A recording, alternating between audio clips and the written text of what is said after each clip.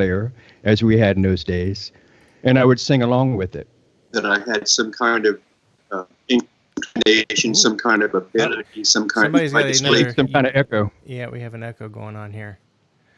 But to continue, I think I was still in diapers, and she put me up on the piano.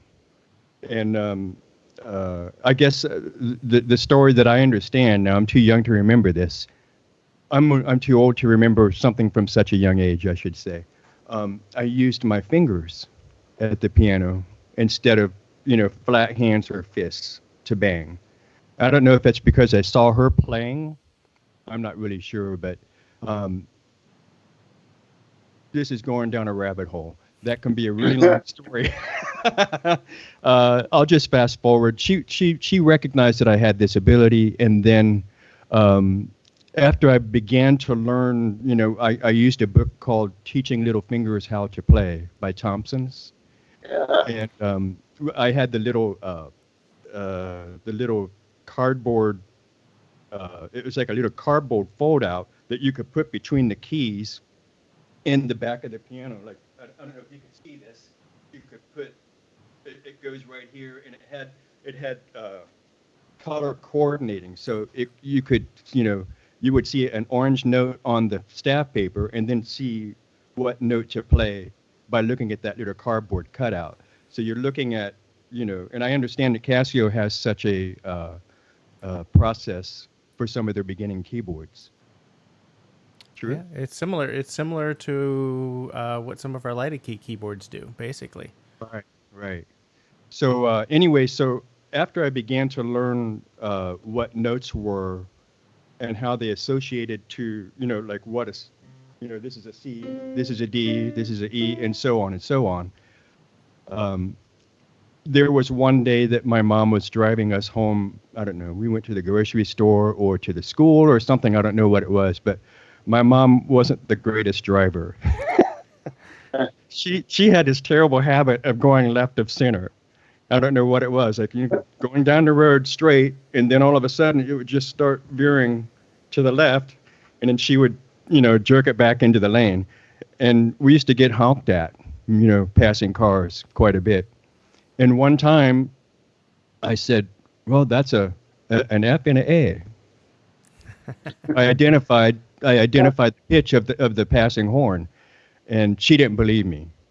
And so from that, I remember very well, we went home directly, and she turned me away from the piano in such a way that I couldn't see what she was doing. I couldn't even see her. My back was to her, and she said, what is this note? And I identified it. And it was from that point, she said, oh, he's got perfect pitch, and pretty much doomed me to a life of music from that point forward. Wow. So that's how I got my my start. You usually don't hear the single major interval. It's a lot more. Uh-oh. Go ahead. Difficulties. Completely froze. Yeah, Rich is frozen. Rich is frozen in space. So hopefully he will come back. That's okay. So while we wait for him to come back, I'll drop him out of this conversation for a minute. Okay. So your mom got you involved in music, and when did you start formal lessons? Well, she started me. She's, she was a music teacher of sorts. She used to teach at our church. Oh, Rich is back. The kids and all. Yeah, Rich. Hey, you're back.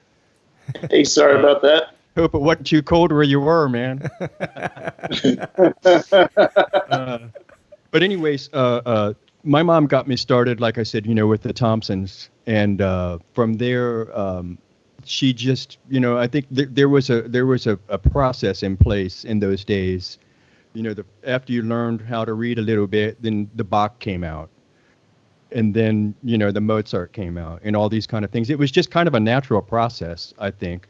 Actually, my sister Julie, also a really talented musician, kind of paved the way for me. She's older than I, and I think my mom kind of got a chance to work out some of the bugs with her before I came along. So it was a pretty smooth transition. Yeah, and then from there I just went. I followed my sister Julie, who I just mentioned, um, to her classical pianist teacher. I followed her teacher, and then when I got a little older, Mrs. Morris was her name. Mrs. Morris got beyond being able to teach, so my mom sought out the best that we could get in the Dayton, Ohio area, and that was Mr. Wasson. So it was just a succession of a progress. And you later went to Cincinnati Conservatory of Music? I did. I went there for about a year and a semester.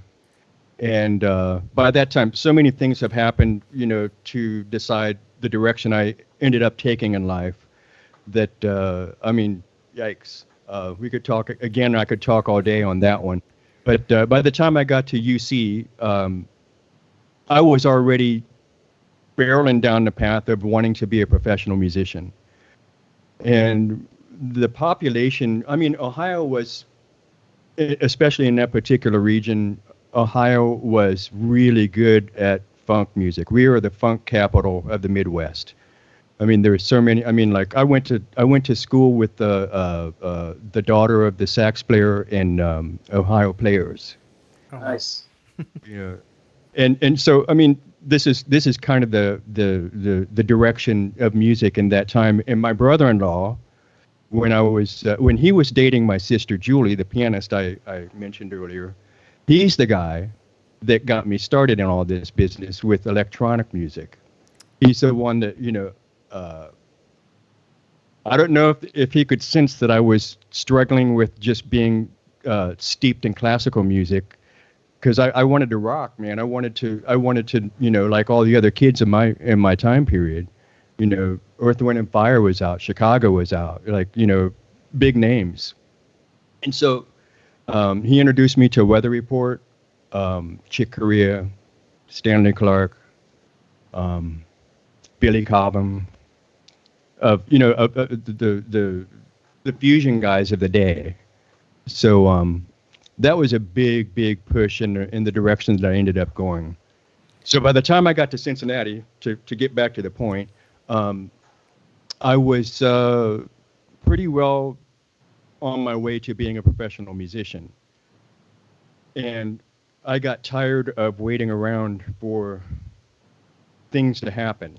So I kind of ducked out of school and started working in top 40 bands. I ended up going from that point to a cruise ship, and that led to the circus for a few years, and that led to moving out to LA. All right. Kind of smoothing over a lot of years there. So you were sort of transitioning. I don't know if transitioning is the right word, from classical to jazz and funk. Do you feel like you had some advantages, like that the classical upbringing gave you as you were picking up new chops and playing what you wanted to play? Yeah. In hindsight, that was one of the best things that could have happened to me. To this day, when I teach, and years ago, I used to teach at the MI, Musicians Institute in Hollywood. And all kinds of classical music. I really think if I would be, that's not even, it's so obvious it's not worth stating, but it is. Learning the scales, learning the arpeggios in order to be able to play these difficult classical pieces enabled me to extend that into whether it's how would you say, like bebop jazz, like traditional jazz, or even electronic, going into the fusion area, especially like in rock. What's the name of the I think it's a Boston piece that I used to play as a kid.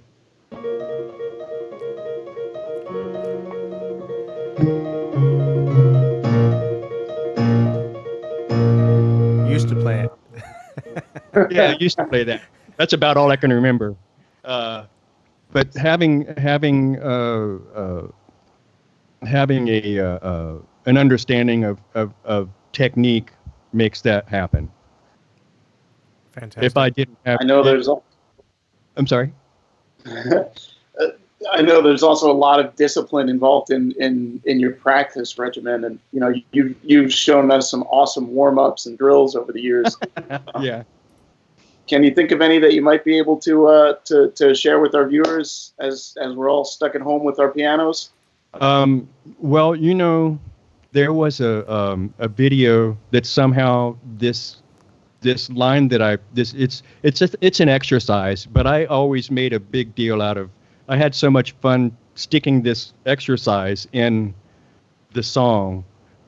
It's really impressive, to hear it. You think, what's that? And all it is, and I can't remember where I discovered it, but I do remember developing it beyond what I had been taught. I'm not sure if it came from the Slonimsky thesaurus, or if somebody showed it to me, but I used to. It's in a Dave Weckl video, and the song is called "The Funky Chicken."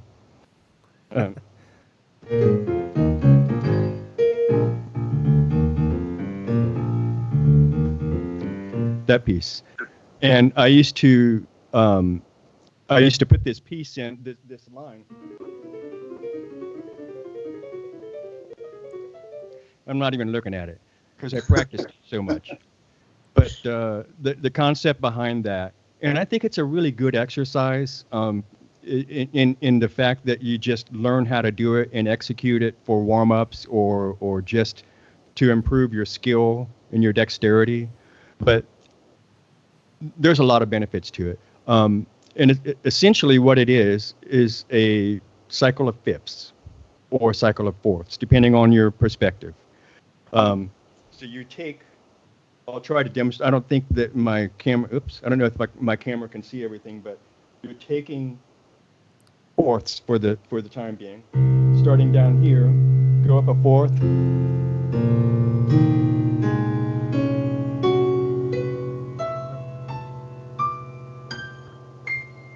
You keep going up fourths, and eventually you'll come out to the same note that you started with, right? Right. So you're starting on a C, ending on a C. So the whole idea is that instead of going across the entire keyboard from left to right, excuse me, or from right to left, you compress everything into one octave. So can you see this? Oh yeah. Or should I? That's a Right better there, octave. That's a better octave. Yeah. Okay. So I'm starting on C, and I'm going up a fourth, right? A fourth from F is B flat. And the next fourth up goes outside of the boundaries of the octave I established being in C, right? So instead of playing this one up here, I'm going to drop it down an octave, right?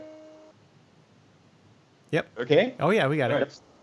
E flat goes up to A flat, right? The next fourth from A flat is D flat, which falls outside of the boundaries of that C octave. Right? So you take it down an octave. Up from a fourth from there is G flat. A fourth from there is B. A fourth from there is E, which is again outside of the octave. So you drop it down an octave. Up a fourth is A. Up another fourth is D, outside of the boundary. Take it down an octave. Up a fourth, G. Up a fourth, which puts you back where you started. So slowly it sounds like this.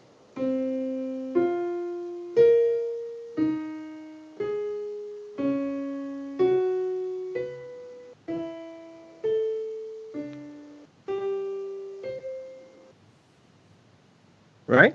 Very cool. Sped up,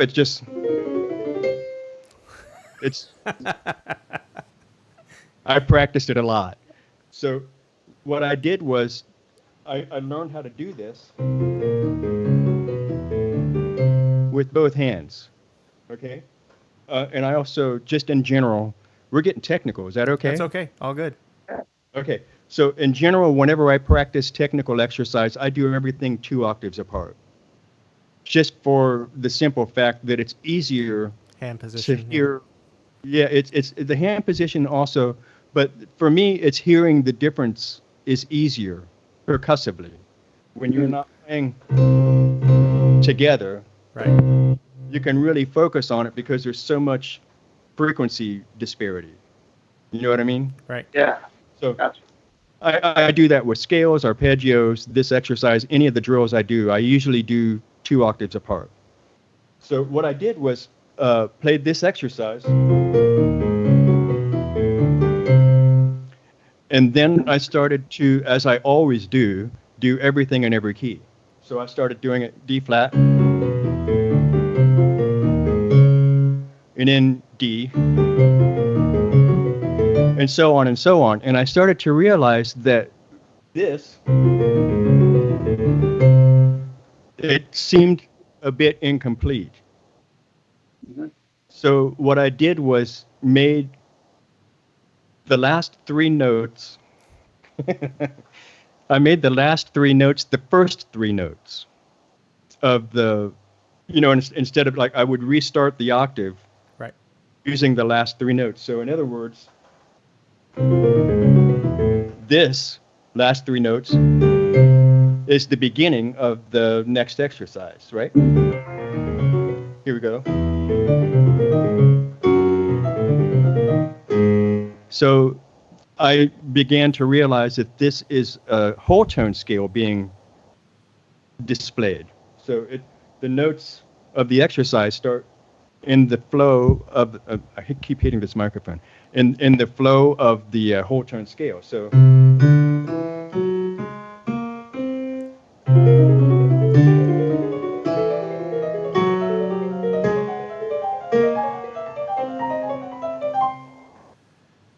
make sense? Yeah.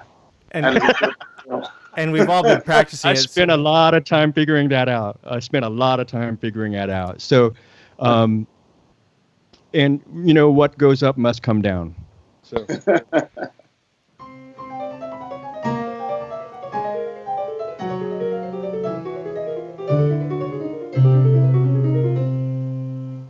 I'm still working on that part.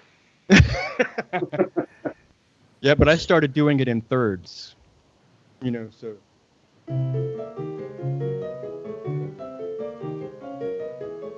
And so on. And then also doing contrary motion, which is.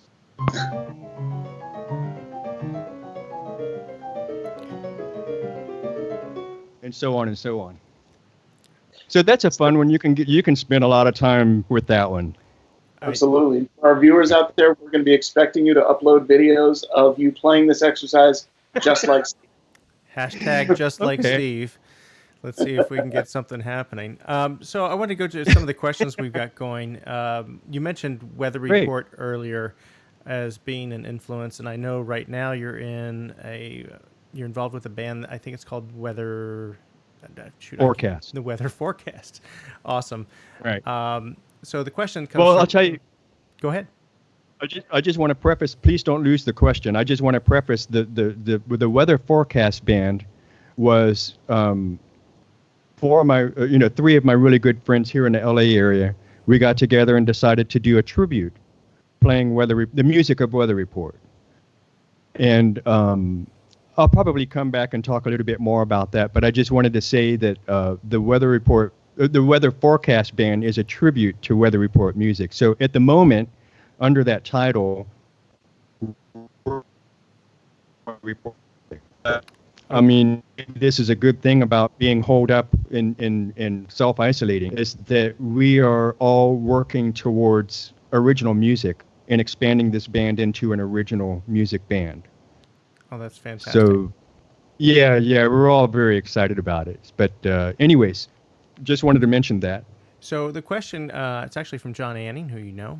He says, Steve, this morning someone sent me a clip of Joe Zawinul playing acoustic piano with Cannonball Adderley. He says, I know you're in a band covering a lot of Weather Report. How do you look at the transitional era and how it relates to what you play now? Wow. How long are we here? John bringing in the deep cuts. The funny thing is, as I mentioned earlier, my brother-in-law, Randy, Are we okay here, Yeah, technically? we're good. Yeah. You guys are both frozen. Okay. My brother-in-law introduced me to Weather Report, and this Weather Report came later than the time of Cannonball Adderley. So, as a young kid, I didn't even know Zawinul played anything other than synthesizers. So, as I got older and I started to go back in time in my studies and found out that Joe played with Cannonball. And this was a big revelation. Actually, there's a piece in an album called Mr. Gone that Joe plays piano on called Pinocchio. It's a Wayne Shorter piece. And I thought I listened to him play the piano on that track, and I thought, man, this guy's a really good piano player.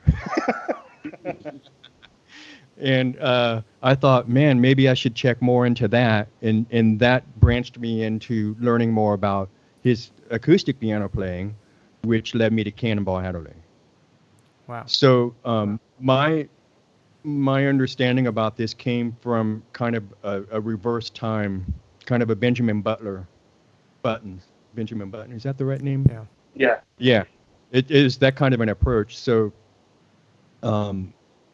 it's interesting to view what they dealt with coming from just acoustic instruments and being fed the Wurlitzer and then the Fender Rhodes and how this music began to develop as a result of the sound. So I don't know if that's really addressing the question. I mean, I think it is. we could go from that Wurlitzer and Rhodes, that developed into synthesizers. I mean, the Oberheims, the Prophet 5. I mean, the early synths. I've heard so many cool stories about Zawinul being introduced to. I think Tom Oberheim took him over to Joe's house, and Joe, I guess he worked on what became Birdland because he was so inspired by the SEM, the sound of the Oberheims. Right. No, that could be legend, could be myth. I don't know, but that's a story I heard, and it sounds pretty good to me. If it's not true, it ought to be. It's a cool story. Definitely.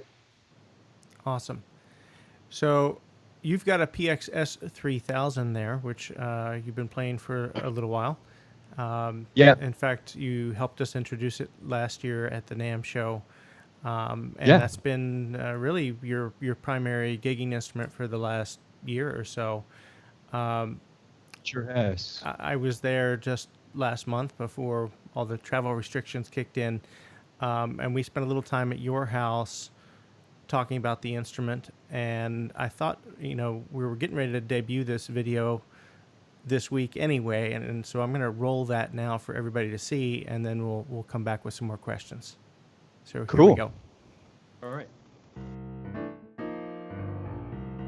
My name is Steve Weingart. I am a keyboardist, pianist.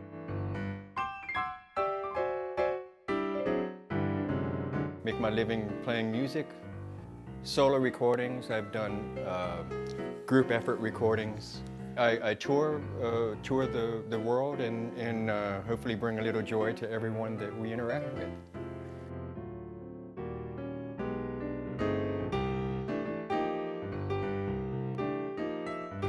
So today I'm playing the Casio PX-S3000.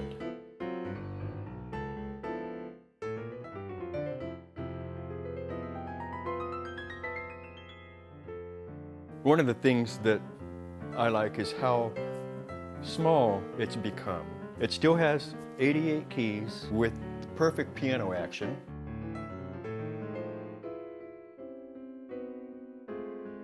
And I think mostly because of the downsizing, it's real light. So I throw this thing in my gig bag, over my shoulder, and when it's time, I throw it in the car and I go play. And it's just a real joy to do that. It's amazing to me how good how good the keyboard sounds, and how small it is to carry and how light it is. So that's a real benefit.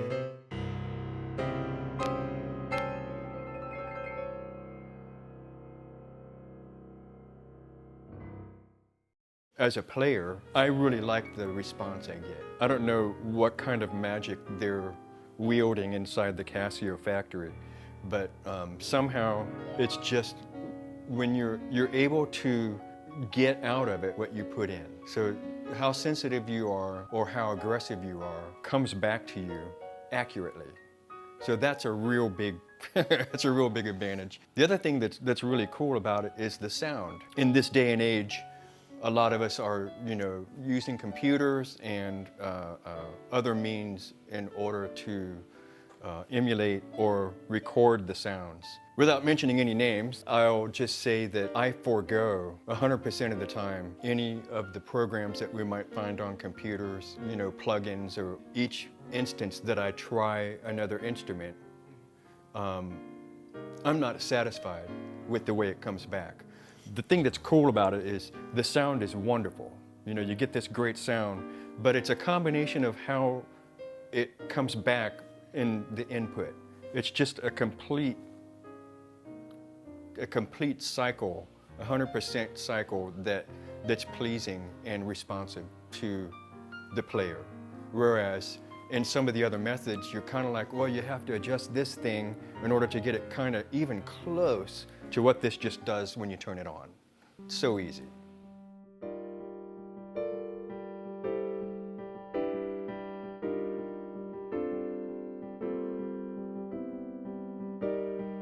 Yeah, nothing needs to be done. I can't tell you how many times, like I mentioned that, I've toured quite a bit, over the years. Engineers, monitor engineers, front of house engineers, they're always very surprised. I mean, it's easy because it sounds so good. They don't have to do much because it just sounds great.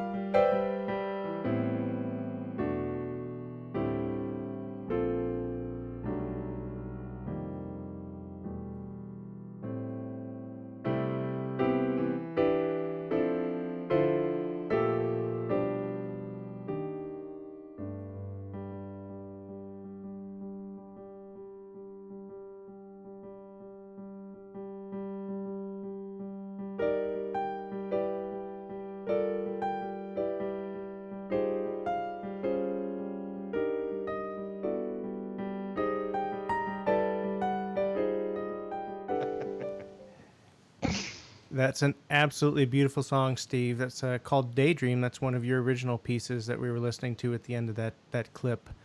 Absolutely Great. Gorgeous. Thanks. Where Yeah, should people this, go if they want that song? I'm sorry? Where can people go if they want to find that song? Oh, the song is recorded on the Oasis album. That was a duet album that I did, Mike mentioned earlier, on the GP500 Casio piano. I was doing doing some kind of searching in my career, and I have been doing all that.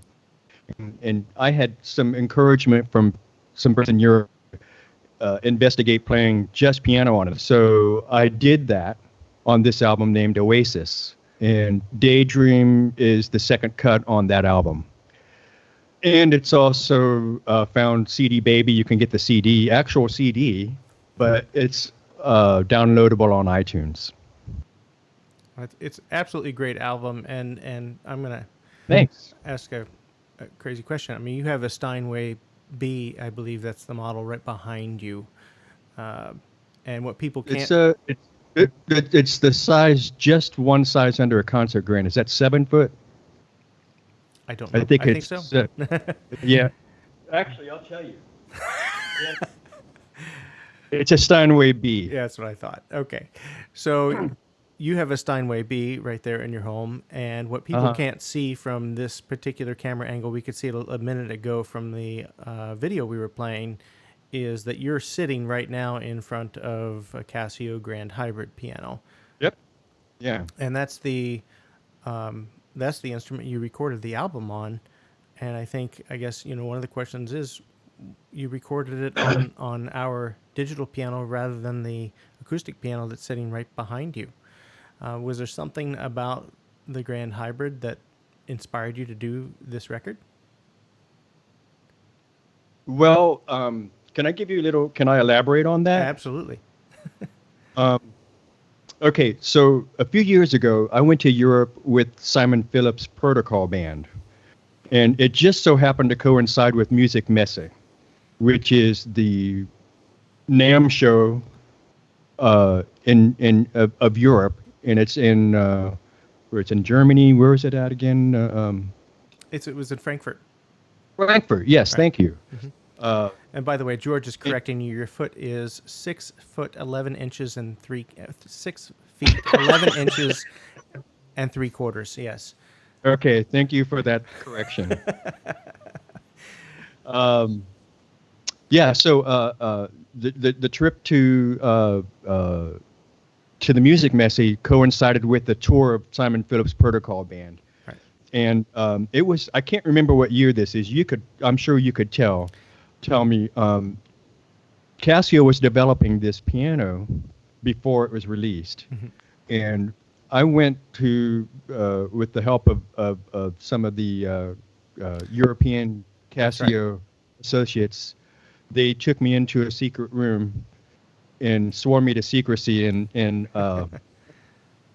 allowed me to play this. I guess it would have been a prototype at the time. Right. I'm not sure if it came from Japan and was making its rounds to various areas around the world, but I got to put my hands on it.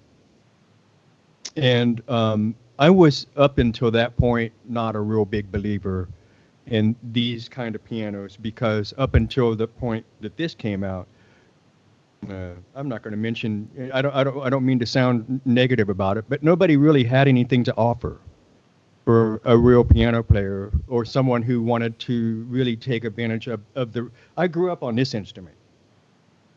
So to play something less than that and hear an acoustic piano sound, it just didn't cut it for me. And I'm trying, I don't mean that to sound judgmental or elitist. That to me was just facts. When I saw the piano and was able, the Casio piano, I don't know what the model number was of that one, that prototype of the GP500. When I got to put my hands on it, I couldn't believe what was happening. I mean, I was skeptical going in. Right. But when I put my hands on it, I think there was, to my left, there were like 3 or 4 people, and there was a bunch of Casio associates behind me. At the moment that I put my hands on the piano, I don't remember what I played, but everybody else disappeared.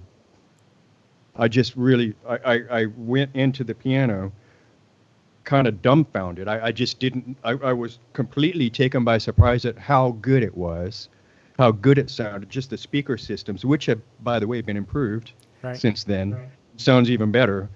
Just the whole experience of putting my hands on the piano, I was pretty surprised and knew at that moment that this was going to be a game changer. And it has been. Now, fast forward a couple of years from that, when the piano actually came out, I think it was it debuted at the NAMM show here? It was, I believe, we debuted it in the United States in New York outside of the NAMM show, but its first NAMM show, I believe, was January 2016. Okay, sounds about right. Yeah. And I remember that when it finally came out, I know companies develop and research and do these things to improve the instrument to give it its best possible debut. I remember by the time I got it, I really felt like this was a thing that was kind of going away. I mean, the benefits to the Grand Hybrid, I mean, it just feels good to play. You know what I'm saying? You put your fingers on it, the sound that it makes, and the thing that's, for me, in case you're not aware, in case some of my the people watching aren't aware, I'm in Burbank. I'm in California, just outside of the LA area, and we have desert type environment. So hot during the day, cool at night, completely dry. These are things that really mess with the piano's temperament. Right. So this piano, I had some really good technicians come and work on it in the last few years, and it's been better at staying in tune. But if you're going to record, and I'll tell you the honest truth about Oasis, it was a work in progress. I did a lot of writing and a lot of developing. I did a lot of soul searching, a lot of technical, actually figuring out how to play this stuff, and then practicing it and playing it and practicing and playing it. So for me to have a good sound, I would have had to rent, $10,000 mics for a long period of time, which is outside of my budget for recording such an album.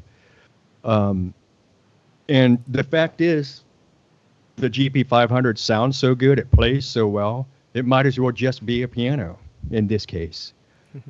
So along with encouragement from some friends of mine who wanted me to explore the acoustic avenue, the GP500 magically appeared.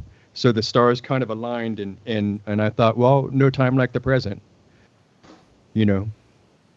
So that's the origin of the Oasis album. Well, thank you for sharing, and it's just great that having the instrument there, and I think one of the benefits that you and I have always talked about is that your wife Renee, she's got a different schedule than you do, and people get creative at different times of day, and oftentimes it's nice to be able to put on headphones and practice at night or record at night and get those ideas worked out, and the GP500 allowed you to do that. It sure did. I can't tell you how many, I have a clock right up here on the wall, and there would be times that I'm working, I have my wireless keyboard here, and I usually put it up on top of the piano so I can do takes, and I can do all kinds of editing should I need to in the development, in the composing process. Mm-hmm. I just keep this keyboard here. And there would be times I look up and say, how did that happen? It's 4:30 in the morning. And trust me, at 4:30 in the morning, I'm getting calls from the police, knocking at the door, from my neighbors. I have a neighbor that's very close on the other side of that wall, and the neighbor that way and the neighbor that way. And an acoustic piano just has a sound that travels, So that was a great benefit. Yeah. So I have a clip from the NAMM show where you were playing the new GP510 really? That I'm going to roll here real quick, and we'll circle back in a minute about how this came together. Okay.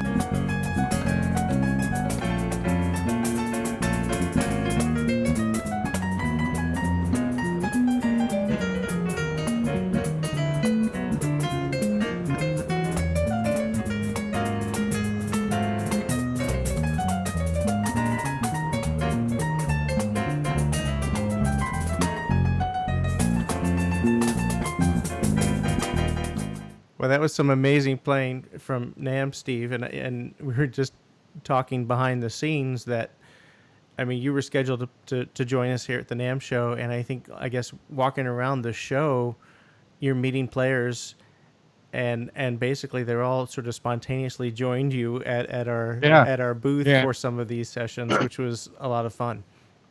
Right. Well, I think, I didn't see the clip. I think it's Nika's Dream that was playing. On bass. Yeah. Yes. Yeah, That song. It. Yeah. So I've been really lucky over my career. I don't take it for granted.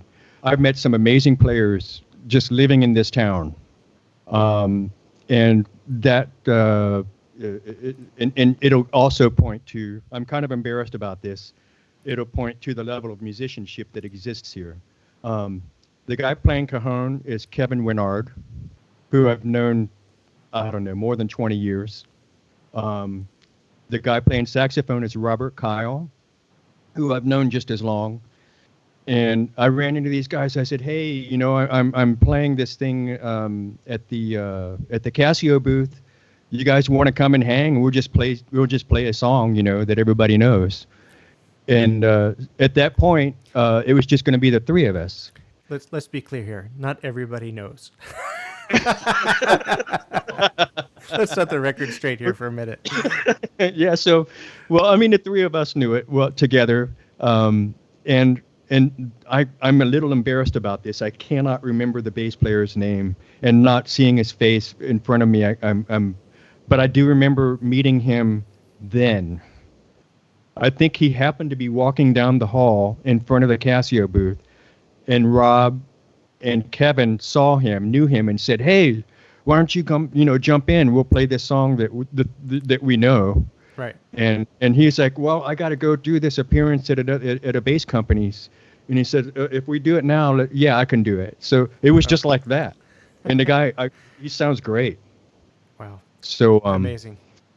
Yeah, it was just kind of a throw together thing, and I absolutely love that about being in this environment and being at the NAMM show. I know a lot of people have, pros and, they display pros and cons, and they're thinking about the NAMM show, but I enjoy it. I think it's a great place to find out about new technology and just, rekindle friendships and meet new friends, and it's a good environment to me. It's where we all met. Absolutely. It Definitely sure is. It's a super creative environment, and you're one of the best at just sitting in with people when those sort of crowdsourced jams just start happening. So it's always fun to see and hear that. So speaking of a jam session, there was one other thing while we're on the topic of the Grand Hybrid. This happened a couple years ago. We did a private show for Casio dealers, and you put together a pretty special band. I'm going to try and just drop in this video clip, see if this works. This is your song Village. Oh, cool. Amazing song. Thanks, man.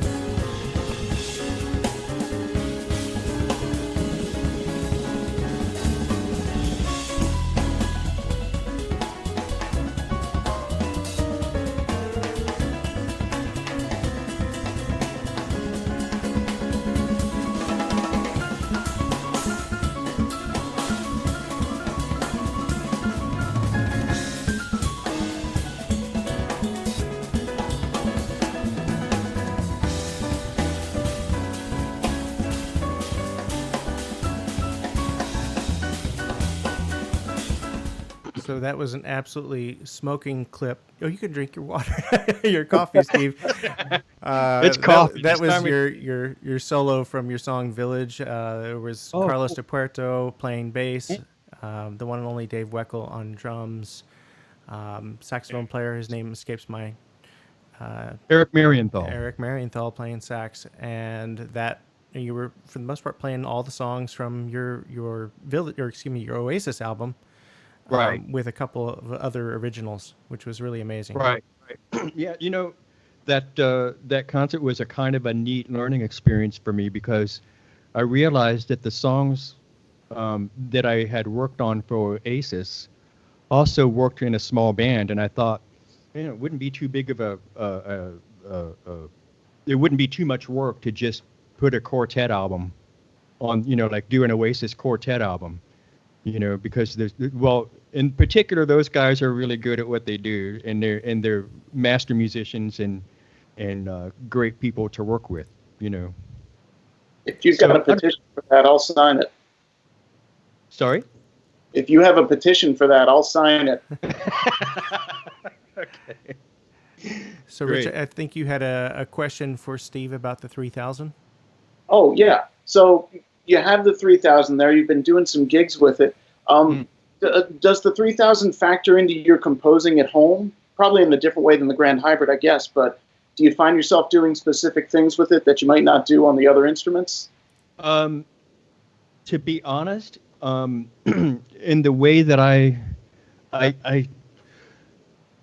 the way that I work for composing in a band situation, I use some other sound sources to play, other sounds like, a bass sound or a guitar sound or whatever it's called for, a string section. So I use it because the action is so good on this. And I enjoy the touch of the instrument, just the physical feel of it. I like this texture on top of it. It's just kind of a cool, kind of a nice, I don't know, it just feels nice to the fingertips for me. Anyway, so I use the USB out of this to the computer to do, whatever is called for. For example, this was a challenging project that I worked with. There was this opera singer from Sri Lanka who is an amazing singer. And We pretty lost you much for a every second. song that I arranged was a different instrument. Yeah, we lost Sorry, you for a second. Just go back 20 seconds. The singer from Sri Lanka. There we go. Let's see. The guy from the opera singer from Sri Lanka. He had me, and I was working with a dear friend of mine, Hussein Jifri, who is a wonderful bassist and a great engineer and a really good friend I've known since I've lived in LA. He pulled me in on this project because he also is a Sri Lankan man. So I guess they knew one another. Hussein is a Grammy Award-winning producer and engineer. So he had me do some pieces for the opera singer, and I used this instrument for emulating harp. I remember that I had to do an arrangement on Ave Maria with harp and piano, which was super challenging because harp is one of the hardest instruments I've ever had to write for. But in other cases, there was a song that we used, I think it was soprano saxophone and trombone. There was another song that used with piano. There was another song, let's see, clarinet, trumpet. Another song, it's just kind of like, I can't actually remember all of it now because it was so varied from one song to the other. And I found that this is a great controller. You can just kind of turn this thing on and it does anything you want it to do. Awesome. So, yeah, it was great. So there was one other question from Crowdcast. I mean, Chaz was asking you just your thoughts in general on the PXS action. You talked a little bit about it in the video clip that we rolled, but any thoughts on the action on the 3000? Yeah, it's great. That's a valid thought. Yeah.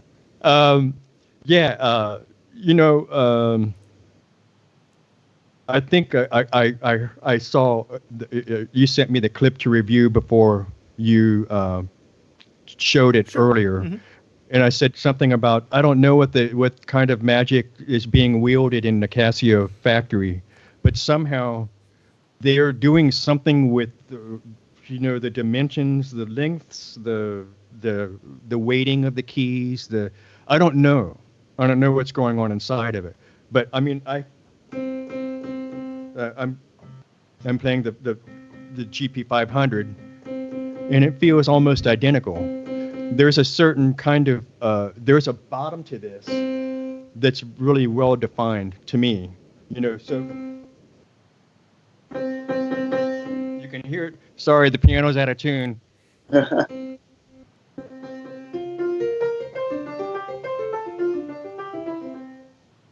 It just feels the same to me. At the bottom of the key travel? Yeah, it's just when I when I'm, in other words, when I play this thing from when I play that thing, it doesn't feel any different to me. That's great. The only thing is that literally the only thing to me that's different is the air moving. Right. Because that one has a lid and it has strings inside of it, right. And there's just some things that can't be overcome by electronics. Sure. But in a recorded sense, I prefer the sound of this over that, just because of the tuning and because of the, the natural beats of the piano that may not have an attractive sound. We've come a long way. I mean, with technology and the instruments, the GP500 and the PX-S3000. It's a mouthful. It gets us too. it really, yeah, it's a tongue twister. Yeah, I mean, when you listen to these instruments recorded, it sounds like a piano to me. That's great. And I've been playing since I was 3. I should have an idea what a piano should sound like. So, in light of the current situation in California, I understand a lot of gigs have been canceled and things like that. But I understand you might be getting together with some friends and doing some live streaming and things like that of some shows. That's correct. Actually, just recently, well, it's really unfortunate what's happened. There were 2 weather forecast band performances that got canceled, and one that I was kind of looking forward to. It's kind of it's really unfortunate. I don't get the chance to play with these cats very often because I chose a different path a while ago when I left the Protocol band. But I remain in touch with the guys. I'm great friends with them. We have so much to talk about other than music. It's ridiculous. We're just good friends, and you can't deny that. And I got a call from Simon Phillips, who lives in Ojai at the moment, in Ojai, California. And there's this cool little bar out there called the Deer Lodge. We were going to have a performance, sort of a tribute to Weather Report music again. This one was with Simon Alfonso Johnson, who was the second bass player of Weather Report for many years. It was Alfonso. Chris Trujillo was a percussionist, and the guy playing sax is Chris Lewis, who is also with me in the Weather Forecast band. He's a wonderful sax player. You're gonna, if you haven't heard about him, you will. He's really amazing. As are all the guys in the Weather Forecast band. I'm really, really excited about this band at the moment. Anyway, so we were going to play at the Deer Lodge, Simon, Alfonso, Chris, and Chris, but that got canceled. Right. So Simon, being the what's the word I'm looking for? He's very capable. He has lots of resources, and he's got a lot of friends, and we were going to, and it's just upcoming at some point. I don't know when, because the situation is fluid right now. Right. We can't tell at what point we're going to be able to, congregate and perform music. But there's a studio out in Ojai that Simon's lining up, that we're going to get together. I think maybe Ernest Tibbs, who is also the bass player in Protocol, will be joining us on that streaming concert. But we're all going to drive out to Ojai and congregate on in this studio and do a concert. The concert fantastic. That we didn't get a chance to do. Right. Well, we'll Sounds certainly awesome. be watching all of your social channels. So if you don't already follow Steve on Facebook, Steve Weingart. He's easy to find. Find his page on Facebook and follow him there. You have an Instagram account as well, which is simply Yep. Steve Weingart. Any place else? Your website I've had at the bottom of the screen the entire time of this Oh, cool. broadcast, which is Weingart Jones. Okay. Tip in your hat to your wife Renee. Right. Exactly. So, any other places people should be watching for you? I can't think of it right now. Okay. I'm really active. I mean, especially now, really active on Facebook. And I have. I don't know if I'm. I'd like to encourage people if you have an opportunity to go to the musician page rather than the Your I don't know what you personal call it. page. Right. Mm-hmm. Personal. Yeah. Yeah. So I encourage you to go there because I know that there's been so many friend requests that I've gotten that, like, it just they get lost Right. because Facebook says I can't. I have a too list many of people friends. that I want. Yeah, Right. you can't have any more friends. I'm sorry. You can't. Denied. Go Yes. away. So when you search for Anyway. Steve Weingart, search for the page, not the person, and like and follow your page there. That would be great. And that Right. way, if you're posting upcoming gigs or live streams, people will be able to find out about it there. Right. Awesome. And I'm gonna try to be better. I'm not very good at it. Just because I didn't grow up in the era where this is a normal thing, but I'm gonna try and do more posting, like, of just videos of me playing here at home. So if anybody has any requests, Absolutely. I can play. I got this. I have a really cool version of the Minuet, Mozart's Minuet. Can Oh. I play a little bit of it for you? Seriously? Yeah. Yeah. Can I? That would be awesome. Oh, we go. and your stream, you froze. Oh, Is it? Did it fry? It froze? It froze. I'll do it again. okay. Is that okay? Is that okay? Yeah, that's. Thank you, Steve. That's called having too much time on your hands. Excellent. Good exercise. Okay. Yeah. Actually, if anybody has any questions or I mean, that would give me ideas for posting, because I don't unfortunately I'm not creative in that initiating type Well, I of. mean, here's a quick question. I mean, will you be doing via Skype or FaceTime? Are you doing any private lessons or anything like that during this time? I can't think of a reason not to. All right. So I've people got can reach plenty out. of time on my. Yeah. People can reach Yeah. out to you on your page and contact you about Sure. about online lessons Sure. and things like that. Awesome. Right. Yeah. Well, fantastic. Well, Steve, we really appreciate you spending this hour with us and talking about your it's been music. an hour. Yeah.